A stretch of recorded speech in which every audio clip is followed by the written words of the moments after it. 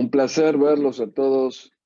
Ya estamos con una frecuencia más constante gracias al Zoom que nos permite acceder a encontrarnos más fácilmente sin tener que viajar y movilizarnos, y me parece que es una buena estrategia para continuar la constancia. Y después, si Dios quiere, cuando podamos encontrarnos personalmente, podremos continuar con este sistema, pero encontrarnos cada tanto, quizás un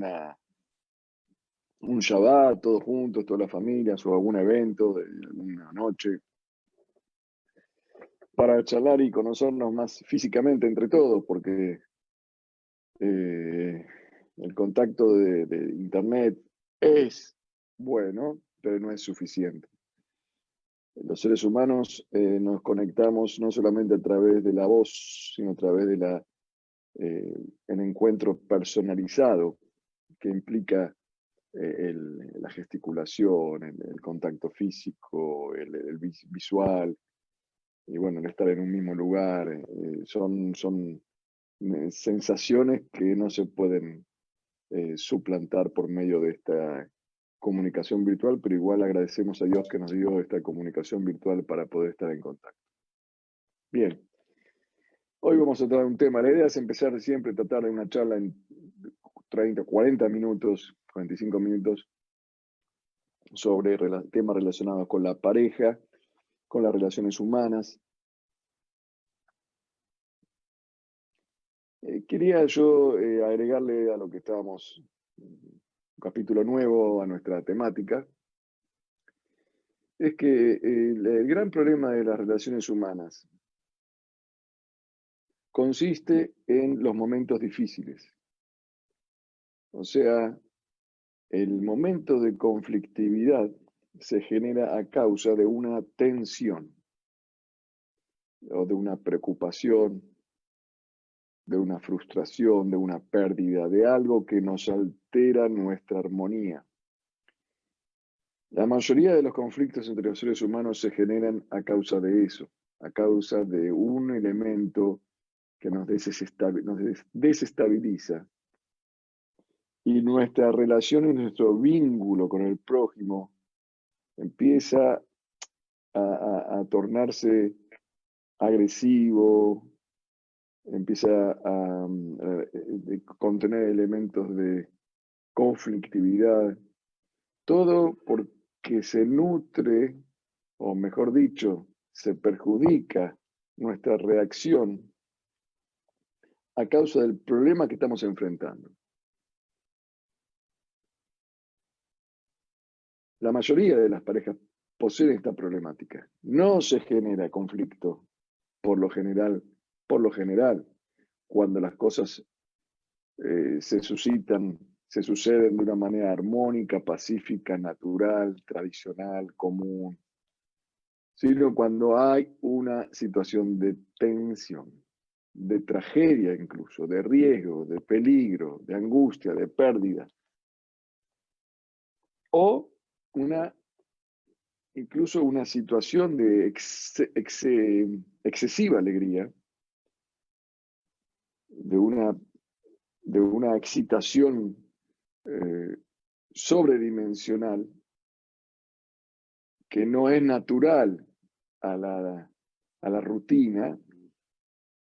Todo cambio de rutina, para arriba o para abajo, para bien o para mal, para tragedia o para excitación, hace que las relaciones entre las personas se puedan complicar.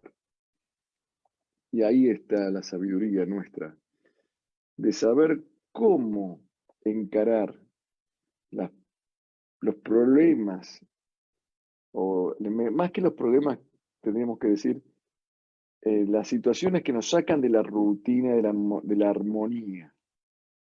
Porque si uno se gana en la lotería 40 millones de dólares, es salir de la tradición, no es una tragedia.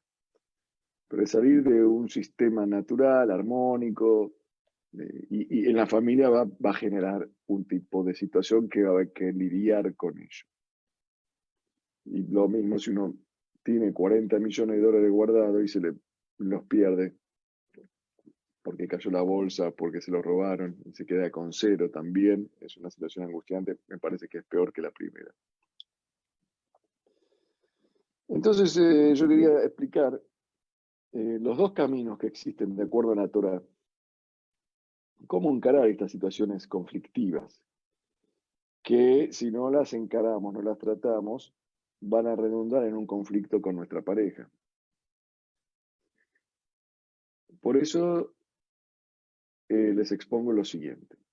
Hay dos caminos para encarar las crisis, los conflictos, para que no perturben a la pareja.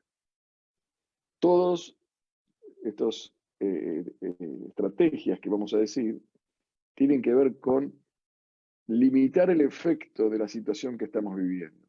O sea, que los efectos colaterales que producen esta explosión en mi vida sean bien tratados. Si son bien tratados, entonces la relación de pareja no se va a perturbar. Hay dos caminos. Uno es el camino que tiene que ver con la inmediatez de la problemática, cómo tratarla, y otro es el camino de la preparación constante que uno debe de hacer para cuando se suscitan estos problemas que inevitablemente nos van a pasar a todos y nos pasan a todos. Gracias a Dios, nadie tiene una vida aburrida. Todos tenemos altibajos en nuestras situaciones. Debemos saber cómo encarar estas cosas en el momento que se nos presenta, pero también tenemos que hacer deberes a lo largo de la vida para cuando llegan momentos de dificultad o de momentos que requieren de una astucia más allá de lo rutinario. El Talmud, por ejemplo, dice al Zei Palel Kol Hasid Leed Metzó.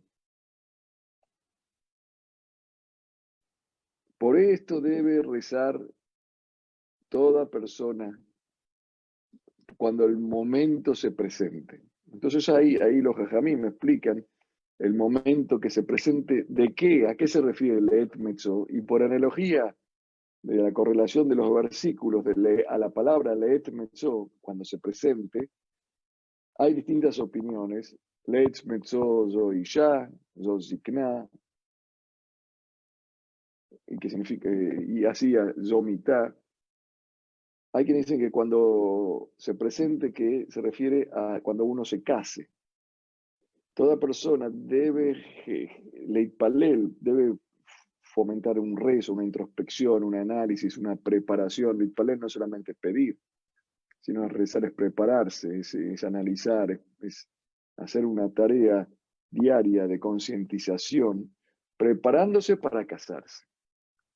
No es que yo me caso, bueno, a ver si mi esposa o mi marido me dice tal cosa, ¿cómo tengo que reaccionar? Sí, lo tenés que hacer, pero también para una buena relación, no solamente tenés que saber cómo actuar en el momento que se presenta el problema, tenés que tener tú una preparación previa a ello. Desde que sos joven, desde que ya tenés sentido común, tenés que empezar a prepararte para rezar, para casarte. No es que uno se casa sin preparación. Hay quienes dicen que el Et Metzó es Zikná, es la ancianidad. La ancianidad, todos la vamos a tener. Ojalá que todos tengamos la ancianidad. Miren ahora los ancianos que tienen el tema del coronavirus, que no pueden salir, que son más sensibles y están en una situación de riesgo. Y bueno, pero un anciano que durante toda su vida de joven se cuidó la salud, está más fuerte, hizo ejercicio, entonces todo eso, aunque no llegó la crisis, no hay que ahora, pero le va a ayudar en ese momento, cuando se hizo gimnasia no había coronavirus. Toda la gimnasia que hizo durante el año, toda la buena dieta que hizo, toda la buena salud que sembró, le va a redituar ahora en un momento de crisis. Y también dice mitad, la muerte. La otra opinión, que para la muerte, o sea, para el final de la vida, bueno, ¿qué hago ahora? ¿Ahora qué hago? Bueno, no es mucho lo que uno puede hacer al final de la vida. Lo que hay que hacer al final de la vida había que haberlo hecho durante toda la vida, prepararse para el fin, haciendo buenas acciones, haciendo el bien, dedicándose a ser un hombre noble, una persona generosa, caritativa. Entonces uno enfrenta el fin de la vida de otra manera. O sea que la preparación a largo plazo es muy importante también para las crisis. Las crisis, o fíjense que acá dice casarse o enfermedad, o sea, son una situación agradable y una desagradable. La que los jajamim dicen, uno tiene que prepararse a lo largo del tiempo para cuando llegue. Hay cosas que son inevitables, el casamiento, la ancianidad, la muerte. Buenas o malas, son inevitables y no van a cambiar nuestra armonía y nuestra rutina, nuestra vivencia estándar. Y después están aquellas actividades que son concretas. Entonces, ¿cuáles son aquellas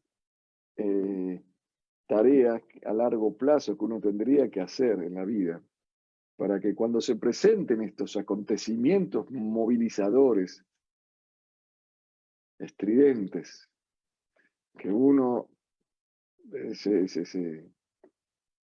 se estremece de tal manera que puede conflictuarse con su pareja, con su familia o con sus familiares?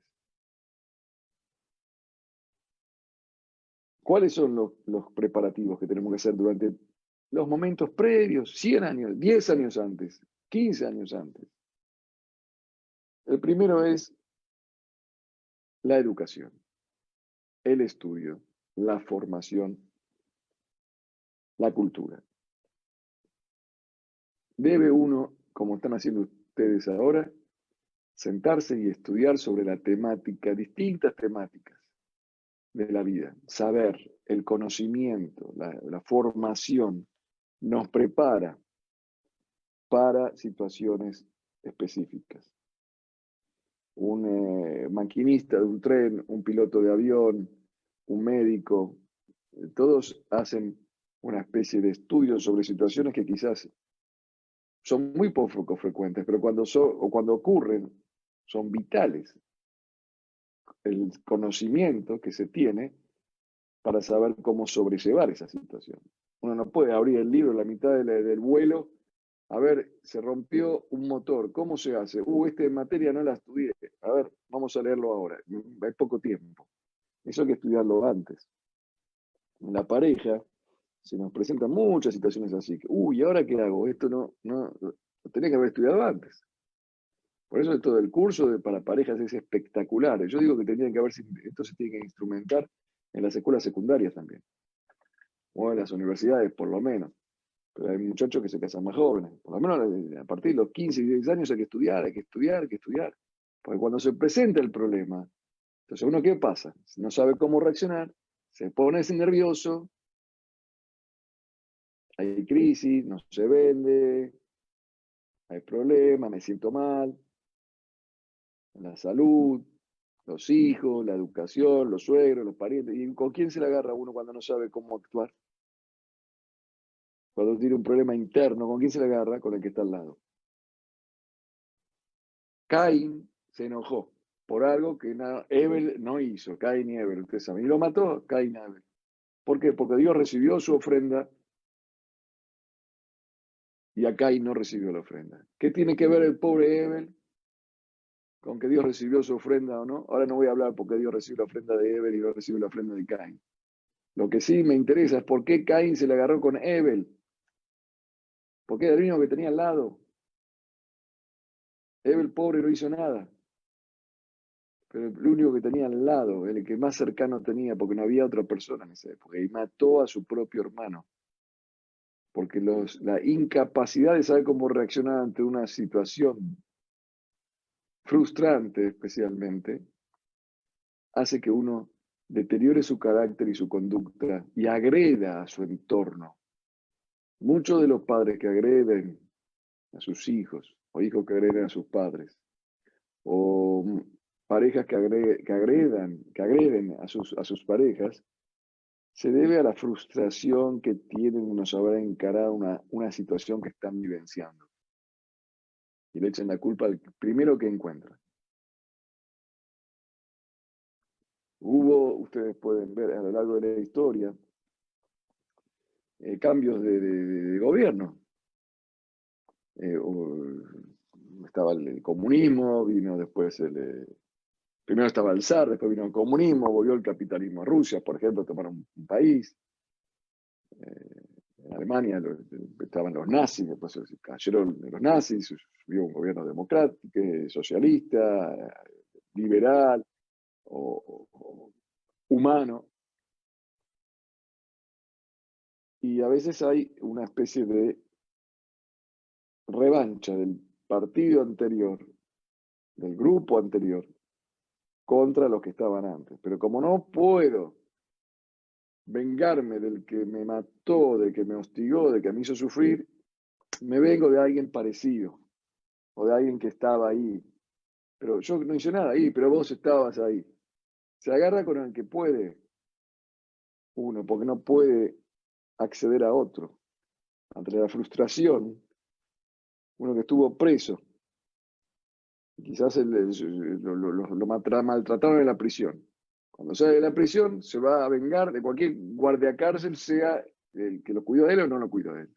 Bueno, pero yo, ¿qué te dice? Yo no fui guardia cárcel tuyo, sí, pero vos eras del grupo. Lo lamento. Y pero ¿por qué no te vengas del otro? Y pero no, el otro no está al lado mío, vos estás al lado mío. Es muy peligroso vivir con una persona que no sabe tratar sus conflictos, porque se la va a descargar y canalizar su furia con el que está al lado. Por eso hay que educarse, previo a que pasen las cosas. No hay que tener miedo de estudiar qué pasa cuando se rompe un motor. Un piloto dice, no, ¿cómo voy a estudiar si se rompe un motor? Esto trae mala suerte, a ver si me vuelo y se rompe el motor. No, hay que estudiarlo. Como un rabino tiene que estudiar la ley del duelo. Porque cuando viene una persona, se muere alguien, hay que explicarle cómo hay que proceder. No solo hay que estudiar la ley del casamiento. Entonces el estudio es el primer factor fundamental para evitar conflictos en la pareja, el estudio sobre asuntos de la vida, que no nos agarre desprevenido, la experiencia de los demás. Eso es a largo plazo, estamos hablando de las estrategias a largo plazo para evitar conflictos en la vida con los cercanos, es saber cómo estar preparados para encarar los distintos situaciones que van a suceder en la vida de la persona. Después está la fe, la emuná. Esto es un tema muy importante.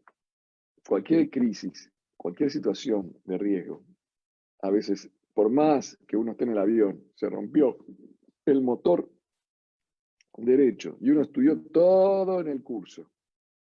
Igual, tiene un poco de chucho, de miedo. Yo conozco gente que viajó en avión y se rompió el motor. Baruch Hashem, llega, el avión llega igual. Pero el piloto tiene que, hasta que, bueno, no pasa nada, yo estudié este curso, lo hice bien. De repente, la mayoría de los pilotos rezan. Y para rezar hay que tener fe. La fe tranquiliza, la fe es buena, la fe nos hace... Más allá de la fe, ahora no vamos a hablar de la muna, de la fe, si uno cree en Dios o no cree en Dios, el tema de la fe no es un tema de esta charla.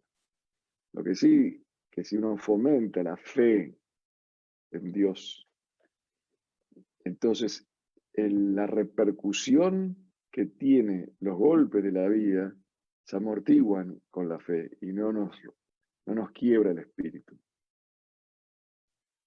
Entonces la persona que fomenta la fe,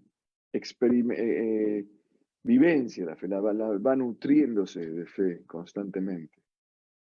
Esta persona cuando se presenta una situación difícil, no reacciona tan violentamente, ni mal contra el otro. Caín no tenía fe, por eso reaccionó mal contra su hermano. Porque el que tiene fe dice todo es para bien, yo no sé ver las cosas, Dios sabe mejor que yo. Todos estos conceptos que están relacionados con la fe que un día vamos a charlar sobre ellos. Hay mucho escrito sobre ese tema. Pero la fe tranquiliza las reacciones de la persona. La emuná en un solo Dios, que sabe todo, que conoce todo, que nos quiere, que nos ama, que es todopoderoso. Eso relaja bastante. El hombre sin fe es un hombre que está ansioso, que está nervioso, que está siempre tensionado. Lo que puedo hacer, hago, y lo que no puedo depende de Dios. Eso es una tranquilidad. Este es el segundo elemento que hay que fomentar en lo que es a largo plazo los conflictos, para recibir los conflictos de la vida, los cambios en la vida, sin que perturben la relación con la pareja. O sea, yo si tengo que elegir una pareja, le diría a un amigo mío, le diría, mira, escúchame, vos tenés que fijarte si tiene educación, si estudió, si se formó, y si tiene emuna, si tiene fe. Y hay un tercer elemento importantísimo para educarse a lo largo de la vida, a largo plazo. Son tres consejos a largo plazo, después vamos a los de corto, a los que tienen que ver con la inmediatez. El tercero es acercarse, a alejarse de los elementos que incitan a la voluptuosidad y la tentación. O sea, controlar nuestras debilidades materiales. A aprender a doblegar el instinto. Esto es un tema que se aprende durante toda la vida. No es fácil.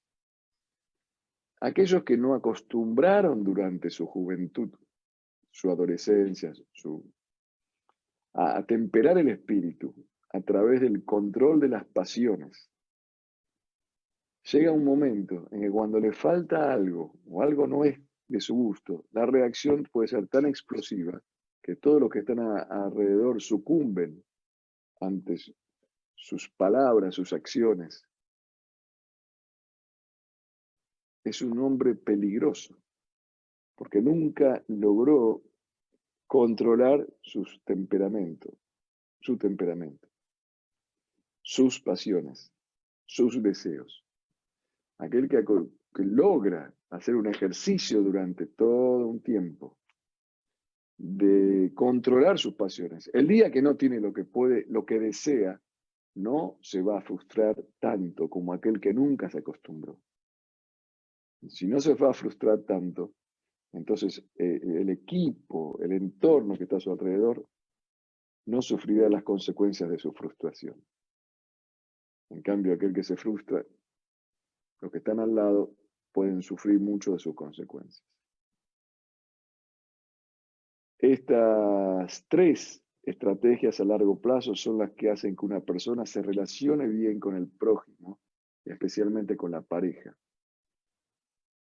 ¿Por qué? Porque está educado, estudió sobre las distintas situaciones que se pueden sobrevivir en la vida. Fortaleció su fe a través del rezo, del estudio, de la tefilá, del cumplimiento de los mandamientos, de las mitzvot. De alguna manera invirtió en adquirir fe con distintos mecanismos que existen. Y tercero, se entrenó en atemperar sus apetitos materiales, controlarlos, para que de tal manera cuando todo esto le falte o algo le falte, no reaccione mal. Tres consejos que uno debería invertir para que se incorporen a su personalidad: la educación, la fe y la templanza del carácter.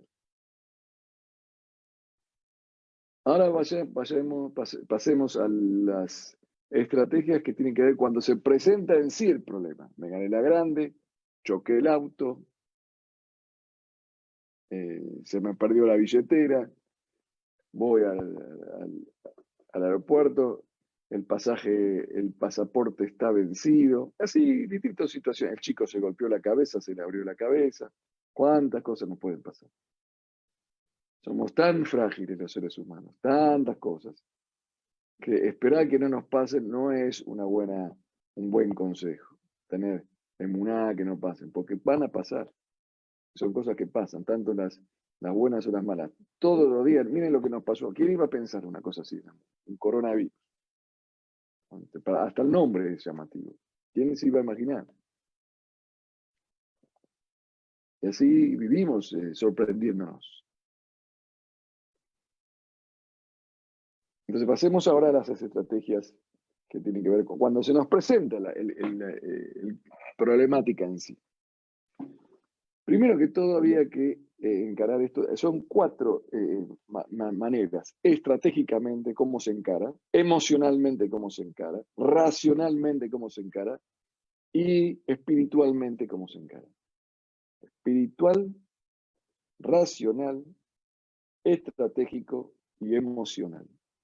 4 maneras de encarar el problema que se presenta ahora ya.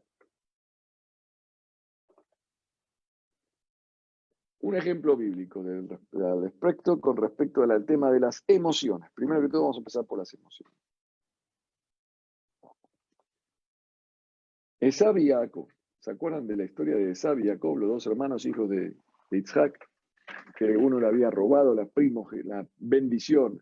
A Jacob le robó la bendición de su padre Isaac a Jacob. Jacob se fue de su casa. Estuvo como 20 años fuera de su casa. Se casó, tuvo hijos.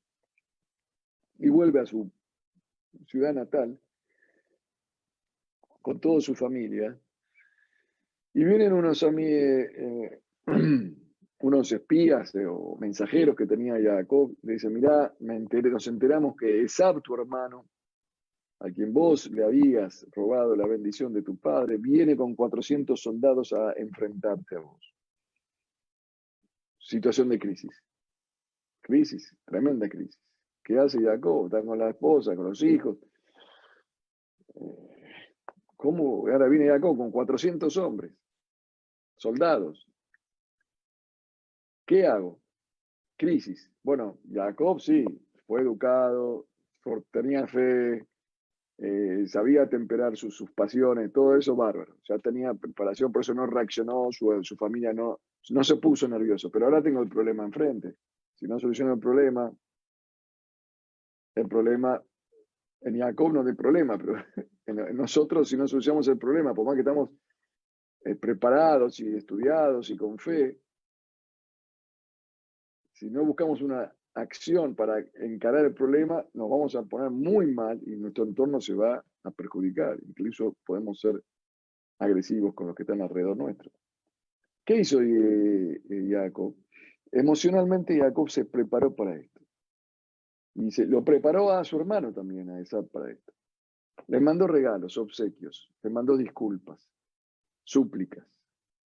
Él mismo se empezó a mentalizar: es mi hermano, somos mellizos, somos hijos del mismo padre y la misma madre. Él, dicen los jajamim, transmitió sentimientos de bondad y de fraternidad hacia su propio hermano. Y lo trató de acompañar con manifestaciones concretas como el envío de regalos, de obsequios, de bendiciones.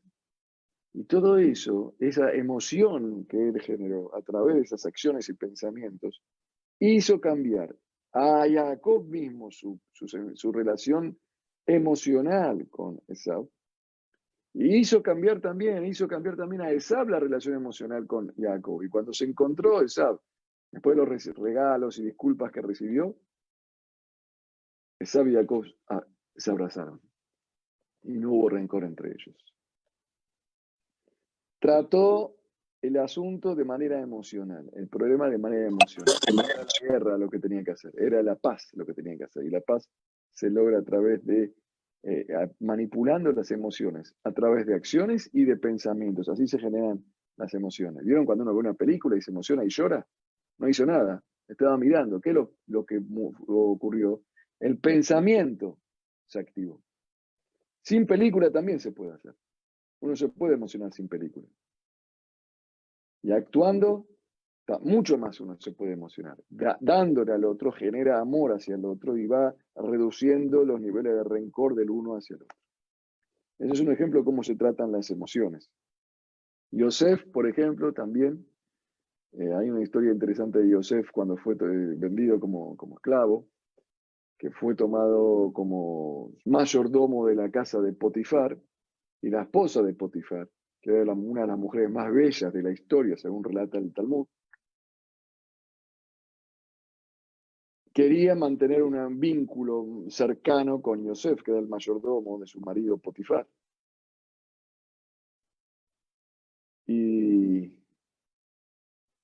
Yosef era un joven de 17 años, un joven muy apuesto, muy hermoso, mucha adrenalina y hormonas, y estaba solo, y no estaba su familia, ni su padre, estaba en una tierra que nadie lo conocía, y era el mayordomo, y la esposa se le acerca de este hombre, de Potifar, y Yosef era un joven. ¿Y cómo hace un joven? Maya sea Ben Velo de Geta. ¿Cómo hace un joven para contrarrestar la tentación de semejante invitación al placer voluptuoso del contacto con esta mujer que era la más linda de la tierra? ¿Qué hizo Yosef? Para negarse, para encontrar la voluntad de negarse, hizo un trabajo emocional a través del pensamiento. Se acordó de su padre, cerró los ojos y se fijó la imagen de su padre, pensando como si mi padre estaría acá, ¿qué hubiera dicho que tengo que hacer? De Jacob, su padre era Jacob Avinu. Entonces eso le dio las fuerzas de enfrentar esa crisis con la cual él estaba en ese momento. Y le dijo que no a la esposa de Potifar. Aún teniendo 17 años, aún estando en un marco totalmente de que nadie le iba a decir nada porque nadie lo conocía, logró encontrar las fuerzas para superar esa crisis. Fíjense cómo la emoción, cuando se utiliza adecuadamente a través de pensamientos y acciones, ayuda a la persona a sobrellevar una crisis. Si yo soy inteligente utilizando las emociones ante las crisis, no voy a afectar a mi pareja, no voy a afectar a mi entorno familiar. Tengo una obligación, si estoy casado, si yo tengo una pareja, tengo un hijo, una pareja, tengo la obligación de encarar las crisis con una emoción inteligente, una inteligencia emocional. Este es el punto número 1. Faltan 3. Segundo, es a través de la estrategia. La estrategia es que operativamente, ¿qué hay que hacer? ¿Qué hago? Tengo un problema. ¿Qué hago operativamente? No para atender a las emociones a través de acciones o pensamientos, como dijimos, sino ahora en la situación en sí, tengo que buscar una solución estratégica. Un ejemplo de esto es cuando los profetas Hananías, Mishael y Azarías estaban en una situación que el rey Nebuchadnezzar, el emperador de Babilonia, le pidió a todos sus súbditos que manden representantes de todas las religiones para posternarse ante un ídolo. El ídolo que creía Nebuchadnezzar, Nabucodonosor. Hananías, Mishael y Azarías, que eran 3 profetas jóvenes, dijeron, ¿qué hacemos ahora? Estamos en una crisis. ¿Cómo hacemos? Fueron a consultar con el profeta Yehezkel, que era un anciano, y era el que sabía cómo actuar. Y él les dijo el consejo siguiente: Javi rega adki aborzam. Javi rega, escóndete hasta que pase la situación de tragedia. ¿Para qué tienen que ir? Van a ir tanta gente. Entonces, no vayan, escóndanse, y la gente, nadie va a saber si fueron o no fueron, no se van a posternar ante un ídolo. Eso es lo que es una respuesta estratégica de cómo actuar ante una situación de tensión. En ese caso era esconderse. Igual Hanayá y Mishael no estaban de acuerdo, no querían eso, porque si no vamos, la gente no va a saber que no fuimos, van a pensar que fuimos y nos posternamos. Nosotros le dijeron a Ezequiel, queremos ir y queremos quedarnos parados y no posternarnos, para que vean que no nos posternamos ante los ídolos. Bueno, la historia continúa, pero no es el momento ahora de contarla. De todas maneras, yo lo traje como ejemplo bíblico de cómo se debe encarar una crisis. No solamente la fe, como dijimos antes, uno fomentó la fe. Fe no le faltaba a Hananiah, Mishael y Azarías, al contrario, tenían de sobra. De hecho, la historia cuenta que fueron y no se posternaron. Pero Yehezkel, el anciano, le dijo, no solamente la fe es necesaria, ahora tenemos que actuar. ¿Qué tenés que hacer? Escondete. Son estrategias. Yo les conté muchas veces el hombre que fue a una fiesta en un casamiento, y le lleva al novio un regalo. Y le da el regalo, le da una moneda de la época de Moshe Rabbenu, un mahatzita shekel. Le muestra el mahatzita shekel de la época de Moshe Rabbenu, un medio ciclo de plata. Un ciclo de plata. Y se lo muestra al novio. Dice, qué bien, qué bárbaro. Bueno, se lo regala. De repente, se lo muestra uno al otro. El novio dice, bueno, dámelo que lo voy a guardar con los regalos. ¿Dónde está? ¿Dónde está? Desapareció. Desapareció. El papá del novio dice acá, revisen a todos, revisaron, a ver, que nadie salga, que nadie entre, vamos a revisar los bolsillos de cada uno, quién se llevó el ciclo de plata. Había un rabo ahí. Dice, no, queda feo, señor suegro, papá del novio, ¿cómo vamos a revisar los bolsillos de la gente? Vamos a buscar, a ver si aparece. Bueno, buscaron. No encontraron. Entonces el papá del novio dice, no, vamos a revisar los bolsillos de todos los que están presentes. Y el rab le dice, no, queda feo, ¿cómo vamos a revisar los bolsillos? Y bueno, está bien, otra vez se volvieron a revisar, no aparecía. Tercera vez, vamos a revisar los bolsillos, ya el padre no quería aceptar más nada. Y el rab dice, por favor, una última vez, vamos a revisar a ver si aparece. Al final apareció. Estaba entre las servilletas.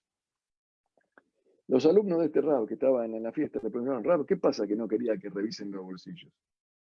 Entonces el rab le dijo, mirá, ¿sabes qué pasa? Que yo también le traje al novio un regalo que es un ciclo de plata de la época de Moshe Rabbenu, que era igual que el que mostraron ahí, y lo tenía en el bolsillo para regalárselo. Si ellos me hubieran revisado el bolsillo, hubieran encontrado en mi bolsillo la moneda esa, hubieran pensado que esa es la que yo llevé, ¿qué van a pensar que yo también le traje una? Entonces tuve que buscar, estaba en una crisis, tuve que buscar la estrategia mía, era posponer el problema. No, revisemos de vuelta, no sabía qué hacer, porque no le iban a creer. Esto es una crisis que se le presenta a una persona y tiene que saber cómo actuar ahora, por más que, como dijimos, se preparó durante toda la vida para las crisis. ¿Qué hago ahora? Hay que buscar la manera de buscar ahora cómo hacemos de manera estratégica. Ese es el número 2. La manera racional. La razón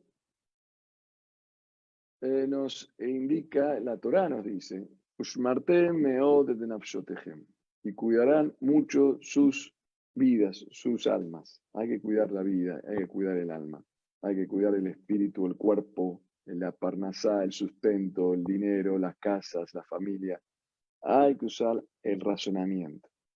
Por más que uno tiene fe, por más que uno tiene educación, por más que uno que se alejó de las voluptuosidad y de los placeres y controla sus pasiones, uno tiene que usar el razonamiento, el sentido común para encarar los problemas específicos, usando las leyes de la lógica y de la razón, no solo de la estrategia y no solo de las emociones. Hay una diferencia entre lo que es la estrategia y la razón, lo que es la emoción y la razón. Y por último, están los elementos espirituales que uno tiene que nutrir de ellos en el momento para encontrar fuerzas, cómo superar este motivo, este problema actual. La Torá, por ejemplo, dice, Torá o Maasim Tovim Ketris Bifnea Puranot. La Torá, el estudio de la Torá y el cumplimiento de los mandamientos es como una protección ante las tragedias.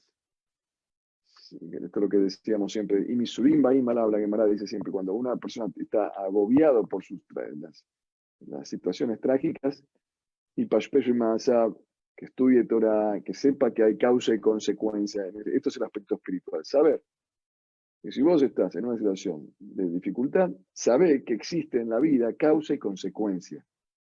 Que el que se porta bien le va bien, el que se porta mal le va mal. Y entonces vos tenés que, de alguna manera, en ese momento, tomar decisiones para cambiar para bien. Ahora. Porque cuando haces teshuvá, cuando te arrepentís, cuando mejorás, cambias las consecuencias de tus acciones. Si seguís en tus defectos, en tus vicios, las consecuencias de tus acciones van a ser inherentes a tus vicios. Si tus actos son nobles, las consecuencias de tus acciones nobles van a ser inherentes a tu nobleza. Entonces, en resumen, todo esto, que una persona tiene todas estas características a largo plazo y a corto plazo, va a ayudar a que encare mejor las crisis. Si encara mejor las crisis, su pareja va a ser dichosa de vivir con él. Los tres mecanismos a largo plazo son la educación, la fe y el control de las tentaciones. Y los 4 mecanismos que se utilizan en el momento de la conflictividad, del conflicto, son el manejo de las emociones, el manejo de la estrategia, el uso del sentido común y el uso de la fe en la causa y consecuencia de nuestros actos que está establecido en nuestra Torá. Que la Torá y las buenas acciones, el estudio y la Torá de buenas acciones protege al hombre, a la familia de cualquier situación. Si uno mira así a una persona como tengo que elegir un novio, entonces tengo una novia, tengo que buscar que tenga un poco estas características, porque el que no tiene esto, se le complica después reaccionar ante las problemáticas. Y los primeros damnificados son los que están al lado de esta persona que no tiene estas virtudes. Bueno, un placer hoy compartir con ustedes, me pasé del tiempo, esta charla. Veo los nombres y las caras de muchos de ustedes aquí presentes y lo único que me queda es desearles que Hashem los bendiga con verajá, con salud y con felicidad. Siempre estamos acá todos los lunes, organizado por Ari Berim. Ustedes sí, yo sé que tienen más actividades con Ari Berim y con Bianca y todo el equipo.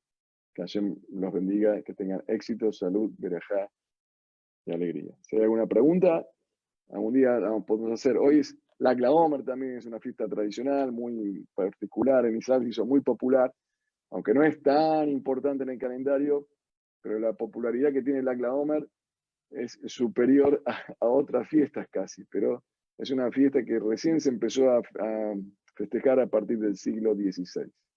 No hay ninguna obligación, no hay ninguna mitzvah específica, pero es una interesante fiesta de luz, de torado, porque se recuerda la vida de Rabbi Shimon Bar Yochai, que fue un hombre muy espiritual, que no era un hombre común, era un hombre demasiado espiritual, y que sirve más que como modelo, sirve como inspiración. Que tengan buenas noches, que Hashem los bendiga.